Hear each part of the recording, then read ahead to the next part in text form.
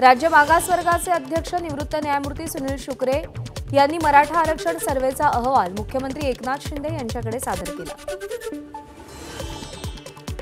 राज्य मागासवर्ग आयोगाने एवढ्या जलद गतीने सर्व्हे केला त्यासाठी दिवस रात्र काम केलं।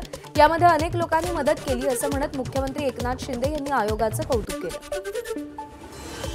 फडणवीसांच्या काळात दिलं गेलेलं आरक्षण हायकोर्टात टिकलं होतं, दुर्दैवाने ते सर्वोच्च न्यायालयात टिकलं नाही।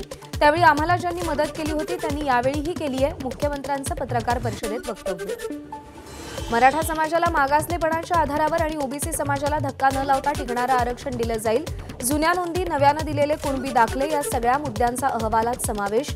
सर्वोच्च न्यायालयात राहिलेल्या त्रुटी दूर केल्यात, मुख्यमंत्री शिंदेंची माहिती। आयोगाचा अहवाल आता मंत्रिमंडळ बैठकीमध्ये ठेवला जाईल, त्यानंतर 20 फेब्रुवारीच्या विशेष अधिवेशनात तो पारितही होईल, मुख्यमंत्री एकनाथ शिंदेंनी स्पष्ट केलं। मराठा आरक्षण आंदोलकांनी आता या गोष्टी सकारात्मक दृष्टीने घ्याव्यात, जरांगेंना आंदोलन मागे घेण्याचंही निवेदन। मुख्यमंत्री एकनाथ शिंदे यांचं आवाहन, मराठा आरक्षण देताना इतर कोणावरही अन्याय झालेला नाही, तो होऊ सुद्धा देणार नाही, मुख्यमंत्र्यांचं वक्तव्य।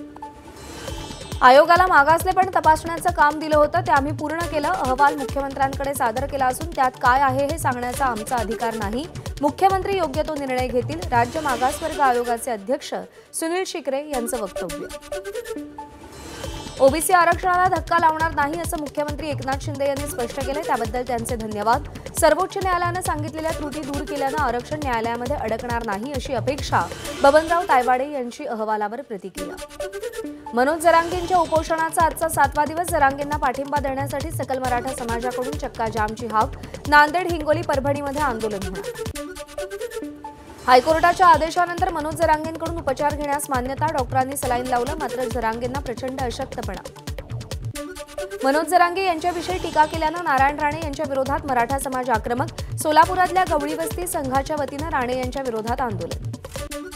अहमदनगर छत्रपती संभाजीनगर महामार्गावर अज्ञातांनी टायर जाळले, मराठा समाजाच्या कार्यकर्त्यांनी टायर जाळल्याची चर्चा। मनोज जरांगे पाटील यांना पाठिंबा देण्यासाठी सकल मराठा समाजाकडून आज चक्काजामची हाक। राज्यामध्ये आज ठिकठिकाणी राज्य महामार्गासह ग्रामीण मार्गावरती चक्काजाम आंदोलन केलं जाणार। परभणीच्या गंगाखेड नांदेड महामार्गावर मराठा समाजाचं चक्काजाम आंदोलन। आंदोलनामुळे गंगाखेड नांदेड महामार्गावर 5 किलोमीटरपर्यंत वाहनांच्या रांगा। धुळे सोलापूर राष्ट्रीय महामार्गावरती मराठा आंदोलकांकडून सरकारचा निषेध, रस्त्यावर टायर जाळून सरकारचा निषेध केला। सोलापूरच्या मोहोळ तालुक्यात पुणे सोलापूर राष्ट्रीय महामार्गावर मराठा समाजाच्या वतीनं रास्ता रोको आंदोलन। दीर्घकाळ आंदोलन सुरू राहिल्यानं महामार्गावर वाहनांच्या लांब रांगा लागल्याचं पाहायला मिळालं। काँग्रेसच्या 2 दिवसीय राज्यस्तरीय चिंतन शिबिराला आजपासून लोणावळ्यामध्ये सुरुवात। शिबिराला नाना पटोले, सुशीलकुमार शिंदे, पृथ्वीराज चव्हाण यांच्यासह काँग्रेसचे सगळे नेते आणि आमदार उपस्थित राहणार। मल्लिकार्जुन खरगे ऑनलाईन मार्गदर्शन करणार। उपमुख्यमंत्री अजित पवार बारामतीच्या दौऱ्यावर, विविध विकास कामांची पाहणी, तर दुपारी अजित पवारांची पत्रकार परिषद। आगामी लोकसभा निवडणूक इम्तियाज जलील उत्तर मुंबईतून लढण्याची शक्यता। जलील यांनी पक्षाचे अध्यक्ष असदुद्दीन ओवैसींकडे देखील मुंबईतून निवडणूक लढवण्यासंदर्भात चर्चा केल्याची माहिती।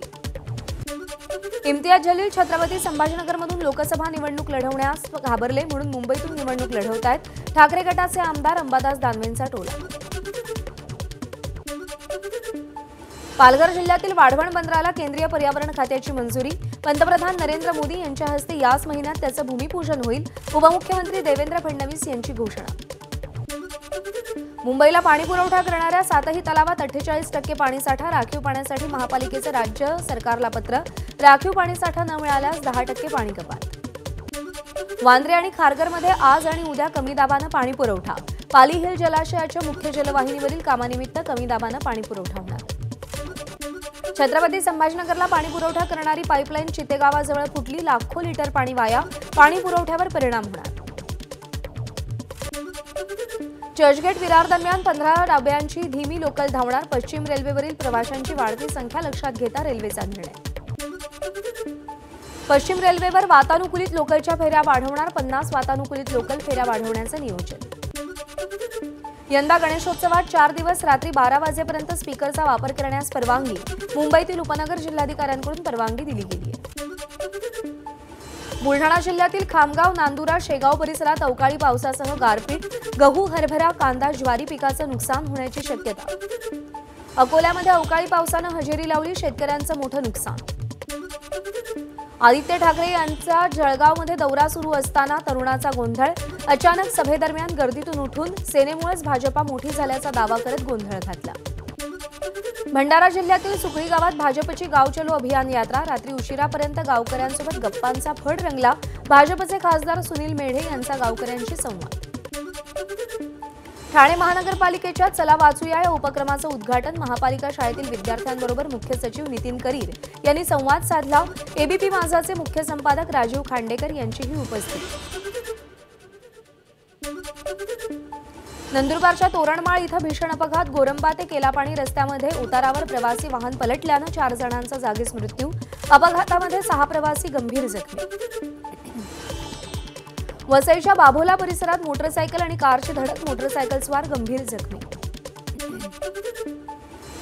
रायगड जिल्ह्यातील महाड तालुक्यात महिलेवर बलात्कार करून तिचे व्हिडिओ व्हायरल करणाऱ्या आरोपींना पोलिसांनी बेड्या ठोकल्या. तब्बल 6 वर्ष धमकी देत अत्याचार केल्याची धक्कादायक माहिती समोर. जालना खामगाव मार्गावरतील स्टील कंपनीच्या कर्मचाऱ्याला लुटलं. 27 लाख रुपये लुटून चोरटे पसार. गेल्या 2 आठवड्यात रस्ता अडवून लुटीची ही 5वी घटना. बुलढाणा पोलिसांच्या कार्यक्षमतेवर प्रश्नचिन्ह.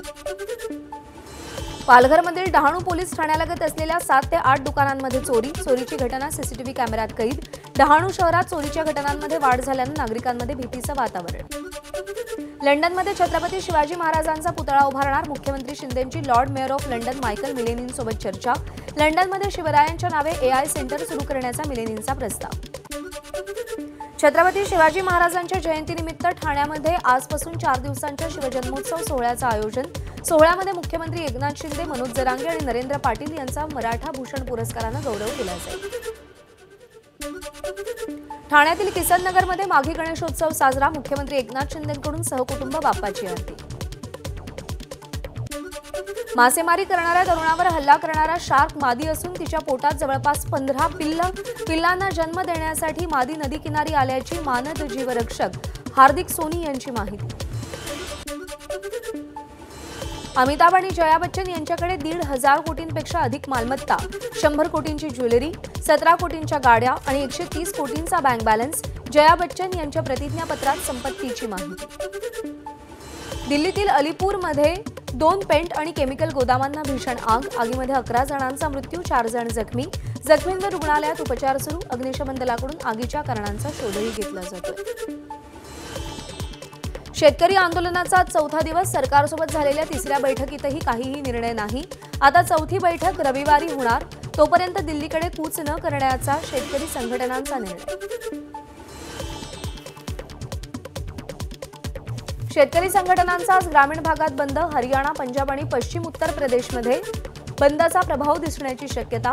आज संध्याकाळी 4 वाजेपर्यंत बंद असेल. पंतप्रधान नरेंद्र मोदी आज हरियाणाच्या दौऱ्यावर. रेवाडी एम्स आणि गुरुग्राम मेट्रो प्रोजेक्टचं भूमिपूजन करणार. एबीपी माझा, उघडा डोळे बघा नीट.